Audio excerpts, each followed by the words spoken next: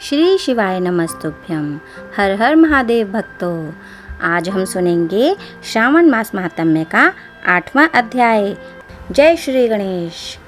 भगवान शंकर ने सनत कुमार से कहा, अब मैं तुम्हें शुक्रवार की कथा सुनाता हूँ, जिसे सुनकर प्राणी समस्त विपत्तियों से छूट जाता है। पांडव वंश में एक राजा था जिसका नाम सुशील था। उसके यहाँ कोई संतान नहीं थी। उसकी पत्नी का नाम सुकेशी था। पुत्र न होने के कारण वह उदास रहने लगी।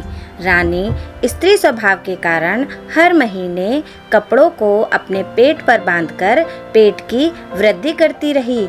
इस प्रकार साहस के कारण स्वप्रसूति के अनुसार सुकेशी किसी गर्भवती स्त्री को खोजती रही। संयोगवश उसने गर्भवती पुरोहित की पत्नी को देखा। कपटी रानी ने प्रसव के समय में दाई का कार्य करने वाली अन्य किसी स्त्री को इस काम के लिए नियुक्त किया।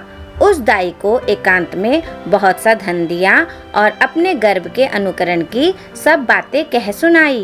पुरोहित की पत्नी का प्रसव का समय नजदीक आया। यह सुन उसी तरह दाई ने भी अपने वचन का पालन किया।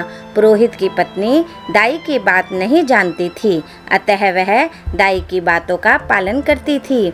दाई ने पुरोहित की स्त्री के नेत्रों पर पट्टी बांध दी और उसके उत्पन्न हुए पुत्र को रानी के पास भेज दिया। इस प्रकार रानी के पास उस पुरोहितानी के पुत्र के पहुंच जाने की किसी को कानो कान खबर न हुई। इस नाटक को कोई न जान सका। रानी ने अपनी दासियों द्वारा राजा को खबर करा दी कि उनके यहाँ लड़का पैदा हुआ है। उधर दाई ने पुरोहितानी के नेत्रों से पट्टी खोल दी। वह अपने साथ मांस की एक पिंडी लाई थी।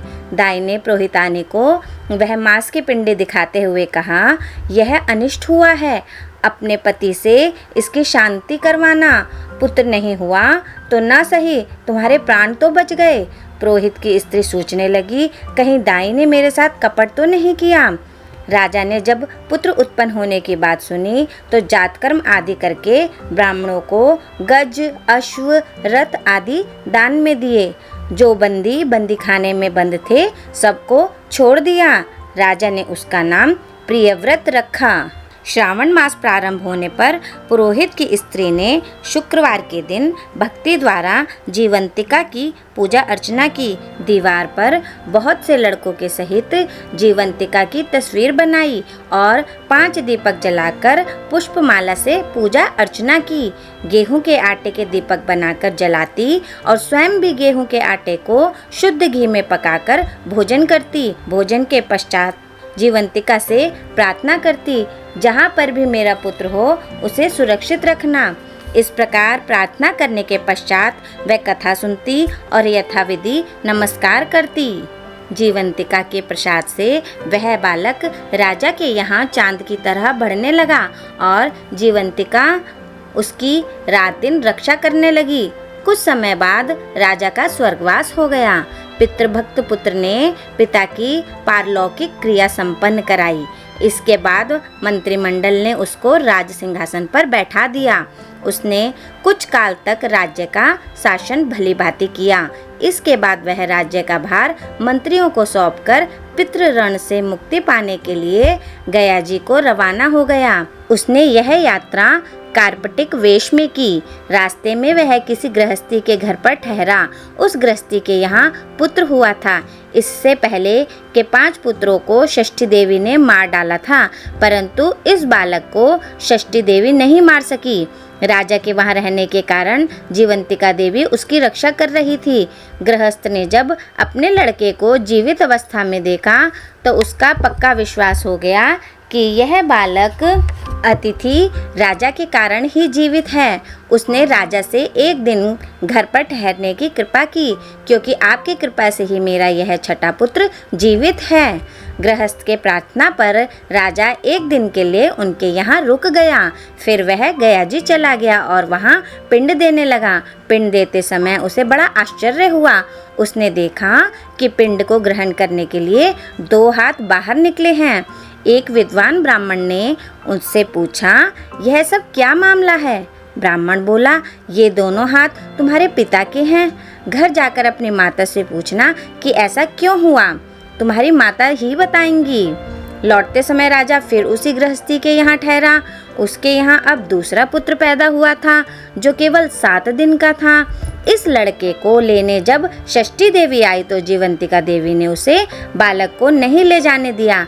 षष्ठी देवी ने जीवंतिका देवी से पूछा, आप इन लड़कों को क्यों बचा रही हैं? इसकी माँ ने कौन सा व्रत किया है जो दिन रात आप इसकी रक्षा करती हैं? राजा भी उस समय जाग रहा था। वह दोनों देवियों की बात सुन रहा था। वह नींद का बहाना करके पड़ा रहा। जीवंतिका बोली, इनके यहाँ जो अतिथि ठहरा हुआ है उसकी माँ श्रावण के महीने में शुक्रवार के दिन मेरा पूजन तथा व्रत नियमानुसार करती है। वह नियम क्या है और किस प्रकार किया जाता है वह सब तुम्हें बताती हूँ। राजा की माँ उस दिन हरे रंग के वस्त्र और हरे रंग की चूड़ियाँ नहीं पहनती, चावल के धोवन को कभी नहीं लांघती, हरे पत्तों के मंडप के नीचे नहीं जाती, हरे रंग की साग सब्जी नहीं खाती। यह सब कुछ वह मेरे लिए ही करती है, इसलिए मैं उसकी तथा उसके पुत्र की रक्षा करती हूँ। षष्ठी देवी और जीवंतिका देवी का वार्तालाप सुनकर राजा सुबह उठकर अपने राज्य में आया। राजा ने अपनी माता से पूछा, हे माता, आप जीवंतिका का व्रत करती हैं तो उसकी विधि क्या है? राजा की माता ने उत्तर दिया, मैं जीवंतिका का व्रत नहीं करती, इसलिए मुझे उसकी विधि का ज्ञान नहीं है।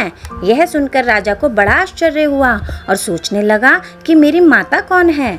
राजा ने गया यात्रा के फल प्राप्त्यार्थ ब्राह्मणों तथा सुहागिनों को भोजन कराने की इच्छा प्रकट कर उनके यहाँ हरे वस्त्र, हरी चूड़ियाँ आदि परीक्षार्थी भिजवाए। दूत ने सबके यहाँ संदेश दिया कि आप सब राजा के यहाँ भोजन करने आए। पुरोहित की पत्नी ने राजदूत से कहा, मैं हरे रंग की कोई चीज़ नहीं लेती। राजा को यह समाचार मिलने पर उसने पुरोहित पत्नी के लिए लाल रंग के वस्त्र और लाल रंग की चूड़ियाँ भेजी। पुरोहित पत्नी ने उन चीज़ों को ले लिया और राजमहल में आई। पुरोहित पत्नी को देखकर राजा ने हाथ जोड़कर उसका अभिवादन किया और नियम का पालन करने का कारण पूछा। उसने इसका कारण शुक्रवार व्रत बताया। राजा को देखकर उसी समय उसके स्तनों से मातृ प्रेम के भाव के कारण दूध निकलने लगा। उस दूध से राजा भली भांति संचित हो गया। गया में 2 हाथ निकलने से तथा रास्ते में गृहस्थी के यहाँ देवी से बातचीत और स्तनों से दूध निकलने से राजा को पक्का विश्वास हो गया कि यही उसकी माता है। राजा ने पूछा, हे माता, भय मत करो और मेरे जीवन का सही सही हाल बताओ। सुकेशिनी ने उसके जन्म के सब तथ्य बता दिए। राजा ने प्रसन्न होकर अपना जन्म देने वाले माता पिता को नमस्कार किया और उनको संपत्ति देकर उनका मान बढ़ाया। एक दिन रात को राजा ने जीवंतिका से प्रार्थना की, हे देवी, मेरे जन्मदाता पिता तो मौजूद हैं, फिर गया में पानी से 2 हाथ किसके निकले थे? देवी ने राजा को ख्वाब में ही उत्तर दिया, हे राजन, मैंने तुम्हें विश्वास दिलाने हेतु ऐसी माया रची थी, इसमें तुम कोई संदेह ना करो। भगवान शंकर बोले, हे सनत कुमार, मैंने तुम्हें शुक्रवार के व्रत करने का महत्व कह सुनाया। इस व्रत को श्रावण मास में करने से मनुष्य की समस्त इच्छाएं पूर्ण होती हैं। श्रावण मास महात्म्य का 8वां अध्याय समाप्त। श्री शिवाय नमस्तुभ्यम। हर हर महादेव। भक्तों।